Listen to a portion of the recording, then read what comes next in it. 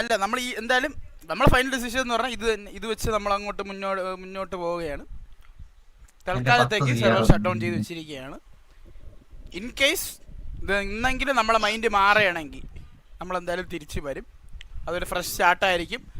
ഇതിൽ നിന്നുള്ള എല്ലാം ഫുള്ള് സ്ക്രാച്ചിൽ നിന്നും ഫുൾ റീവർക്ക് ചെയ്തിട്ടായിരിക്കും അന്ന് വരുന്നെങ്കിൽ ഇനി ഇറക്കുന്നുണ്ടെങ്കിൽ നല്ല രീതിയിൽ ഇറക്കുള്ളൂ. നല്ല രീതിയിൽ ഇറക്കാൻ പറ്റില്ലേ ഫുള്ളി സിസ്റ്റമാറ്റിക് എല്ലാം. അതെ, ഇനിയൊരു കാര്യം പറഞ്ഞുതരാം.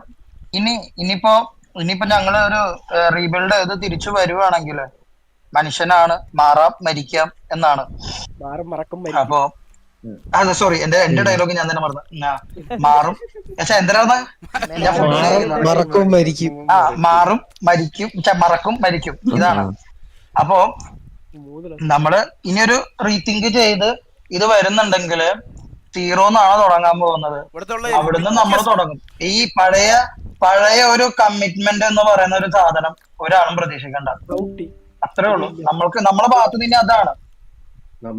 ഇനി വരുന്നുണ്ടെങ്കിൽ ഒരാളെടുത്തും ഒരു കമ്മിറ്റ്മെന്റ് എന്ന് പറയുന്നത് ഒരു ഫ്രണ്ട്ലി ടോക്ക് പോലും ഞങ്ങളുടെ ഭാഗത്തുനിന്ന് ഉണ്ടാവില്ല. അത് ഏത് ഗാങ്സിന്റെ അടുത്താണെങ്കിലും ഉണ്ടാവില്ല. ഒരാളുടെ ഭാഗത്തുനിന്നും, ഏതൊരു അഡ്മിന്റെ ഭാഗത്തുനിന്നാണെങ്കിലും, എന്താ പറയാ, ഓണേഴ്സിന്റെ ഭാഗത്തുനിന്നാണെങ്കിലും ഒരാളുടെ ഭാഗത്തുനിന്നും ഒരു ഫ്രണ്ട്ലി ടോക്കിന് ഉണ്ടാവില്ല. അത് നല്ലപോലെ ഫീൽ ആയ ഒരു വ്യക്തിയാണ് ഞാൻ. എനിക്കത് നല്ലപോലെ ഫീൽ ആയിട്ടുണ്ട്.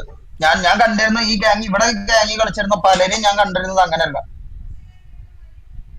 അതുകൊണ്ട് ഇനി അഥവാ തിരിച്ചു വരികയാണെങ്കിൽ നമ്മൾ കുറെ ചേഞ്ചസ് ഇതിൽ കുറെ പ്ലേയേഴ്സ് ഇവിടെ കളിക്കും. അതായത് നമ്മളെല്ലാരും നോട്ട് വെച്ചിട്ടുണ്ട്. മറ്റില്ല അച്ഛൻ ചെയ്യുമ്പോ കട്ടിലെടുക്കാൻ നിൽക്കുന്ന കുറെ പൊണ്ടാണ്. അവന്മാരെല്ലായിടത്തും നമ്മൾ നോക്കി